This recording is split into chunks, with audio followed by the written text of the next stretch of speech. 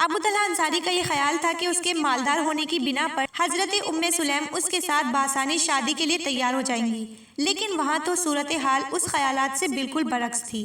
اب ہم دیکھتے ہیں کہ ام سلیم کس چیز کو پسند کرتی ہیں، ابو طلحہ سے کتنے مہر کا مطالبہ کرتی ہیں، کیا ابو طلحہ مطلوبہ مہر دے بھی سکے گا؟ السلام علیکم۔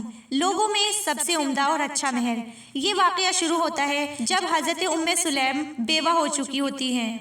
ابو طلحہ انصاری شادی کے لیے راغب تھے۔ انہیں معلوم ہوا کہ حضرت ام سلیم بیوہ ہو گئی ہیں۔ انہوں نے ام سلیم کے فضائل و مناقب کے بارے میں سن رکھا تھا۔ انہوں نے ام سلیم کے ساتھ شادی کا ارادہ کر لیا اور دل میں یہ ٹھان لی کہ مہر میں وہ جتنا بھی سونا چاندی مانگیں گی میں اس کا مطالبہ پورا کر دوں گا، کیونکہ ابو طلحہ انصاری بڑے دولت مند شخص تھے۔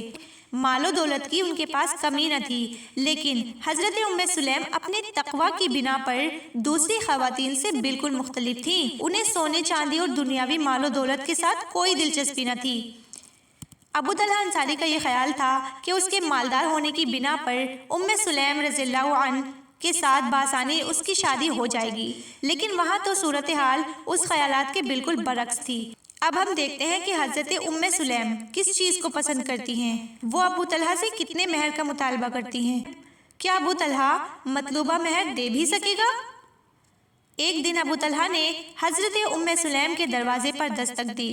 حضرت ام سلیم کے بیٹے انس بن مالک نے دروازہ کھولا۔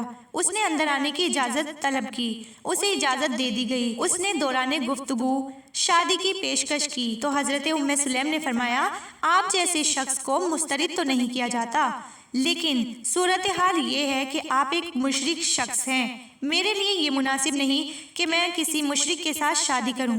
ابو طلحہ انصاری نے کہا، اے ام سلیم، آپ جس قدر چاہیں گی میں آپ کو مہر میں سونا چاندی دینے کے لیے تیار ہوں۔ حضرت ام سلیم نے جواب میں کہا کہ میرا مہر اسلام ہے، اگر آپ اسلام قبول کر لیں تو میں آپ کے ساتھ شادی کر لوں گی۔ آپ کے مسلمان ہونے کی صورت میں مہر کے لیے کسی اور چیز کا مطالبہ نہیں کروں گی۔ پھر حضرت ام سلیم نے کہا، اے ابو طلحہ، کیا تم جانتے ہو تمہارے بتوں کو جن کی تم عبادت کرتے ہو فلاں خاندان کا غلام اپنے ہاتھ سے تراشتا ہے؟ جب تمہیں ضرورت محسوس ہوتی ہے تو تم لکڑی کے بنائے گئے اپنے ان بتوں کو چولہے میں آگ کی نذر کر دیتے ہو اور وہ آگ میں جل کر بھسم ہو جاتے ہیں۔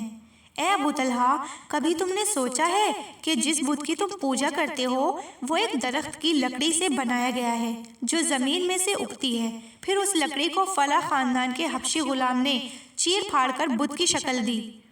ابو طلحہ نے کہا، بات تو تمہاری سچ ہے، ہوتا تو ایسا ہی ہے۔ حضرت ام سلیم نے فرمایا، اے ابو طلحہ، کیا تمہیں شرم نہیں آتی کہ تم ایک لکڑی کو سجدہ کرتے ہو جو زمین میں سے اگتی ہے، پھر اسے ایک حبشی غلام چیر پھاڑ کر بت کی شکل بنا دیتا ہے؟ ابو طلحہ خاموش ہو گیا اور کوئی جواب نہ دے سکا۔ اس نے گردن جھکا لی۔ ام سلیم نے کہا کہ اگر تم کلمہ شہادت پڑھتے ہوئے دائرہ اسلام میں داخل ہو جاؤ تو میں آپ کے ساتھ شادی کرنے کے لیے بخوشی تیار ہوں۔ ابو طلحہ نے کہا، مجھے ذرا سوچنے کا موقع دیجیے۔ ابو طلحہ انصاری اٹھ کر اپنے گھر چلا گیا۔ اس نے غور و فکر کیا اور پھر حضرت ام سلیم کے پاس واپس آ کر با آواز بلند پکار اٹھا، اشہد ان لا الہ الا اللہ وان محمد رسول اللہ، میں نے اسلام قبول کر لیا۔ اے ام سلیم، میں نے تیرا مطالبہ مان لیا، کیا اب تم خوش ہو؟ وہ کہنے لگی کہ ہاں۔ پھر انہوں نے اپنے بیٹے انس بن مالک سے کہا کہ تم ابو طلحہ انصاری کے ساتھ میری شادی کا اہتمام کرو۔ اس کے بعد ابو طلحہ انصاری رسول اللہ کی خدمت میں حاضر ہوئے۔ آپ صلی اللہ علیہ وسلم اپنے صحابہ کرام کو تعلیم دے رہے تھے، ان کی سیدھے راستے کی طرف رہنمائی کر رہے تھے۔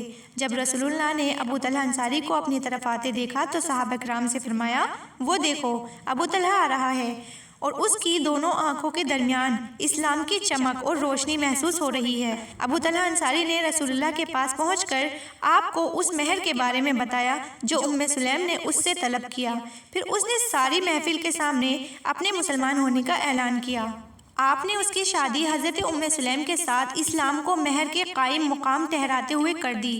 انصاری کہنے لگے، ام سلیم کا مہر سب سے زیادہ انوکھا اور نرالا ہے اور وہ ہے اسلام۔ ابو طلحہ نے ام سلیم کے ساتھ شادی کی اور ان دونوں کے درمیان اسلام بطور مہر قرار پایا گیا۔ उम्मे सुलैम अबू तलहा से पहले मुसलमान हो गई थी। अबू तलहा ने उनको निकाह का पैगाम दिया तो उन्होंने कहा, मैं इस्लाम कबूल कर चुकी हूँ, तुम भी अगर मुसलमान हो जाओ तो मैं तुमसे शादी कर लूँगी। तो इस्लाम दोनों के दरमियान महर करार पाया गया। एक और हदीस में इस तरह से बयान किया गया है, अबू तलहा ने उम्मे सुलैम को निकाह की पेशकश की तो उसने कहा, ए अबू तलहा, तेरे जैसे शख्स को मुस्तरद तो नहीं किया जाता, लेकिन तू काफिर आदमी है और मैं एक मुसलमान औरत हूँ, मेरे लिए जायज़ नहीं कि तेरे साथ शादी करूँ। हाँ, अगर तू इस्लाम कबूल कर ले तो ये मेरा महर होगा, मैं उसके सिवा तुझसे किसी और चीज़ का मुतालबा नहीं करूँगी।